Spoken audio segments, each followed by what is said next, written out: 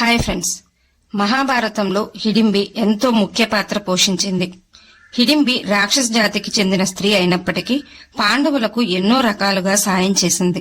పాండవులలో రెండవ సోదరుడైన భీముని భార్య హిడింబి. పాండవ సోదరులలో మొదట పెళ్లైంది భీమునికే, అంటే కుంతికి మొదటి కోడలు హిడింబి. కాని హిడింబి ఎలాంటి ప్రాధాన్యత కోరుకోలేదు. అడవుల్లోనే తన కుమారునితోనే జీవించింది. హిడింబికి భీముడంటే ఎంతో ప్రేమ. ఎప్పుడు పాండవుల శ్రేయస్సే కోరుకున్న హిడింబి మహాభారతం తర్వాత ఏమైంది? కురుక్షేత్ర యుద్ధంలో ఆమె కుమారుడు వీరమరణం పొందాక హిడింబి ఎక్కడ ఉంది? అసలు హిడింబి ఏమైంది? ఇలాంటి సందేహాలన్నింటికీ సమాధానాలు ఈ వీడియోలో తెలుసుకుందాం. వీడియో చూస్తున్న వారిలో ఎవరైనా శ్రీకృష్ణుని భక్తులు ఉన్నట్లయితే తప్పకుండా జై శ్రీకృష్ణ అని కామెంట్ చేయండి. అంతకంటే ముందు ఎవరైనా మన ఛానల్ ని ఫస్ట్ టైం చూస్తుంటే ప్లీజ్ సబ్స్క్రైబ్ చేసుకోండి. అలాగే ఈ వీడియోని తప్పకుండా లైక్ చేయండి. మీ ఒక్క లైక్ మాకెంతో సపోర్ట్ నిస్తుంది. దుర్యోధనుడికి పాండవులంటే అసూయ. ఎలాగైనా వారిని చంపాలని కుట్ర పన్నుతాడు. తన కపటోపాయంతో కొంతమంది మంత్రులను పిలిచి వారణావతం గురించి, దాని యొక్క గొప్పతనం గురించి పాండవులకు చెప్పమని చెప్తాడు. దాంతో ఆ మంత్రులు పాండవుల వద్దకు వెళ్లి వారణావతం గురించి ఆసక్తి కలిగేలా వివరిస్తారు. ఆ వర్ణన విన్న పాండవులు ఎలాగైనా వారణావతం చూడాలనుకున్న కుతూహలం కలుగుతుంది.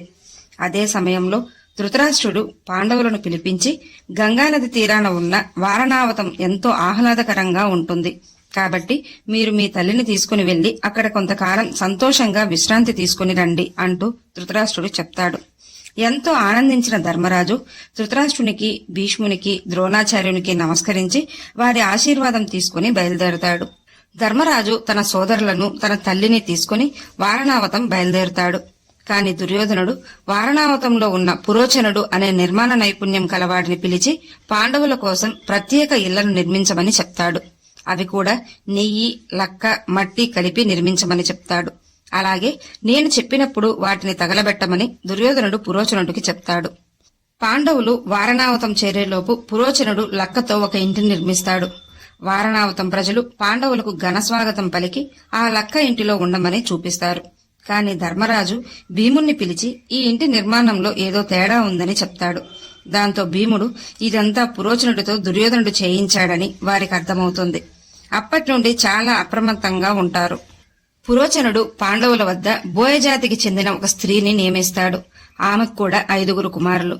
బోయ స్త్రీ తన 5 కుమారులతో కలిసి కుంతికి, పాండవులకు సేవలు చేస్తూ ఆ లక్క ఇంటిలోనే ఉంటుంది. ఒకసారి ధృతరాష్ట్రునిది, దుర్యోధనుడిది కుట్ర అని తెలుసుకున్న విదురుడు వారి రహస్యాన్ని వింటాడు. దాంతో విదురుడు ఒక కనకుడిని పాండవుల వద్దకు పంపి ప్రమాదం పొంచి ఉందని కబురు పంపుతాడు. ఆ కనుకుడు పాండవుల వద్దకు వెళ్లి విదురుడు చెప్పిన విషయం చెప్పి లక్క ఇంటి లోపల స్వరంగ మార్గం ఎవరికీ తెలియకుండా ఏర్పాటు చేస్తాడు. విదురుని ముందు చూపుకు పాండవులు ఎంతో సంతోషిస్తారు. కృష్ణ చతుర్దశి నాడు అందరూ ఆనందంగా గడుపుతున్న సమయంలో లక్క ఇంటిని దహనం చేయమని దుర్యోధనుడు పురోచనుడికి చెప్తాడు. కృష్ణ చతుర్దశి రోజున కుంతీదేవి వారణావతంలోని బ్రాహ్మణులకు భోజనం పెట్టి దక్షిణలిచ్చి సత్కరించింది. అదే రోజు రాత్రి బోయ స్త్రీ తన 5 కుమారులతో తప్పతాగి అందరూ లక్క ఇంటిలోనే మత్తుగా నిద్రపోతుంటారు. పాండవులు తమ తల్లితో కలిసి స్వరంగ మార్గం గుండా బయటపడి దట్టమైన అడవుల్లోకి వెళ్లిపోయారు. ఆ స్వరంగ మార్గాన్ని కనికుడు మూసేసి హస్తినకు వెళ్లి పాండవులు క్షేమంగా బయటపడ్డారని విదురునికి రహస్యంగా తెలియజేస్తాడు. లక్క ఇంటి దహనం తర్వాత వారణావతంలోని ప్రజలు కాలిపోయి మరణించి పడి ఉన్న బోయ స్త్రీ, అలాగే ఆమె 5 కుమారులను చూసి కుంతి, పాండవులనుకుని బోరున విలపించారు. దుర్యోధనుడు, ధృతరాష్ట్రుడు పాండవులు మరణించారన్న ఆ వార్త విని ఎంతో సంతోషించారు. భీష్ముడు, ద్రోణాచార్యులు ఎంతో దుఃఖించారు. విదురుడు కూడా వారితో పాటు దుఃఖిస్తున్నట్లు నటించాడు. పాండవులు కుంతితో దట్టమైన అడవుల్లోకి ప్రవేశిస్తారు. నడిచి నడిచి అలసిపోయి ఒక చెట్టు కింద సేద తీరుతారు. తన తల్లికి, సోదరులకు కాపలాగా భీముడు కూర్చుని ఉంటాడు. ఆ దట్టమైన అడవులలో నరరూప రాక్షసులైన హిడింబాసురుడు, హిడింబి అనే అన్నాచెల్లెళ్ళు నివసించేవారు. హిడింబాసురునికి నరవాసన తగలడంతో హిడింబిని పిలిచి ఈ అడవిలో ఎక్కడో మానవులు ఉన్నట్లున్నారు కాబట్టి వారిని వెతికి చంపి ఆహారం సిద్ధం చేయమని తన చెల్లెలైన హిడింబికి చెప్తాడు. అలా వెతుకుతూ ముందుకెళ్తున్న హిడింబికి బలవంతుడైన భీముడు భారీ ఆకారంతో కూర్చుని ఉండడం హిడింబి చూస్తుంది. భీముణ్ణి చూడగానే హిడింబి ఎంతో ముగ్ధురాలై భీముణ్ణి ఇష్టపడుతుంది. హిడింబి రాక్షస స్త్రీ అయినప్పటికీ తనకు నచ్చిన రూపం ధరించగల శక్తి వారికి ఉండేది. వెంటనే హిడింబి ఒక అందమైన స్త్రీగా మారి భీముని ముందు నిలబడుతుంది. భీమునికి హిడింబి తన గురించి అన్నీ వివరిస్తుంది.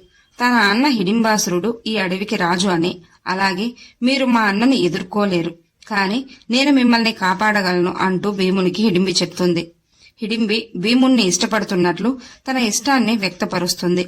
అలాగే తనను వివాహం చేసుకుంటే హిడింబాసురుడి నుండి కాపాడతానని మాటిస్తుంది.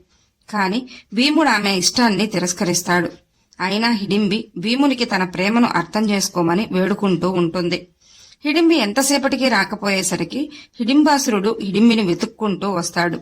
అదే సమయంలో హిడింబి భీమునితో చెప్తున్న మాటలు విని హిడింబాసురుడు ఎంతో కోపంతో ముందుకు దూకి తన చెల్లెలన్న కనికరం కూడా లేకుండా హిడింబిని చంపడానికి ప్రయత్నిస్తాడు. కాని భీముడు అడ్డుపడి హిడింబాసురునితో యుద్ధానికి దిగుతాడు. వారిద్దరి మధ్య ఘోర యుద్ధం చోటు చేసుకుంటుంది. చాలా సమయం తర్వాత హిడింబాసురుడిని భీముడు చంపేస్తాడు. హిడింబాసురుడి నుండి హిడింబిని కాపాడటంతో భీమునిపై మరింత ఇష్టం పెంచుకుంటుంది హిడింబి.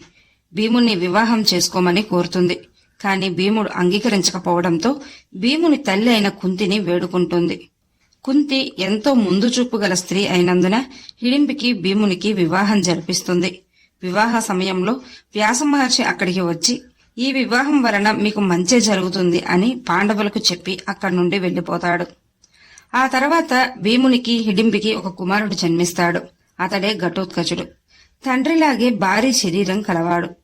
ఘటోత్కచుడు జన్మించిన కొంతకాలానికే పాండవులు ఆ అడవిని వదిలి వెళ్లాల్సి వచ్చినప్పుడు హిడింబిని కూడా తమతో పాటు రమ్మని పిలుస్తారు. కాని హిడింబి అందుకు నిరాకరిస్తుంది. తన కుమారునితో పాటు ఆ అడవిలోనే ఉంటానంటూ చెప్తుంది. మాయాశక్తులు ఉన్నందున ఘటోత్కచుడు పాండవులు ఎప్పుడు తలుచుకుంటే అప్పుడు వారి ముందు ప్రత్యక్షమయ్యేవాడు.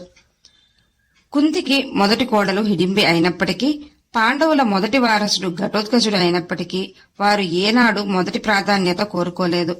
రాజమర్యాదలు కూడా కోరుకోలేదు. వారు కేవలం పాండవుల శ్రేయస్సే కోరుకుని అడవుల్లోనే జీవించారు. ఘటోత్కచుడు అస్త్రశస్త్ర కళలతో పాటు తల్లి వద్ద మాయా విద్యలు నేర్చుకుని అత్యంత శక్తివంతుడయ్యాడు. ఘటోత్కచుడు పాండవులకు అవసరమైనప్పుడల్లా వెళ్లి సహాయం చేశాడు. కురుక్షేత్ర యుద్ధంలో కూడా పాండవ పక్షాన్ని నిలబడి కౌరవ సేనలను, కౌరవ యోధులను ముప్పు తిప్పలు పెట్టాడు. ఒకానొక సమయంలో ఘటోత్కచుని విధ్వంసాలు చూసి భయపడిన దుర్యోధనుడు కర్ణుని వద్దకు వెళ్లి ఘటోత్కచుని ఆపమని కోరతాడు. తప్పని పరిస్థితుల్లో అర్జునుడి కోసం దాచుకున్న శక్తి అస్త్రాన్ని ఘటోత్కచుడిపై ప్రయోగించాడు కర్ణుడు.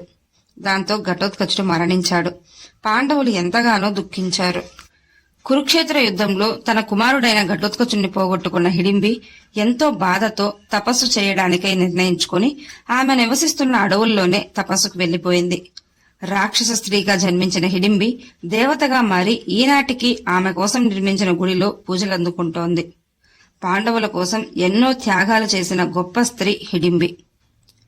ఈ వీడియో మీకు నచ్చినట్లయితే లైక్ చేయండి, షేర్ చేయండి, అలాగే సబ్స్క్రైబ్ చేసుకుని పక్కనే ఉన్న బెల్ ఐకాన్ ని ఆన్ లో ఉంచుకోండి. Thanks for watching.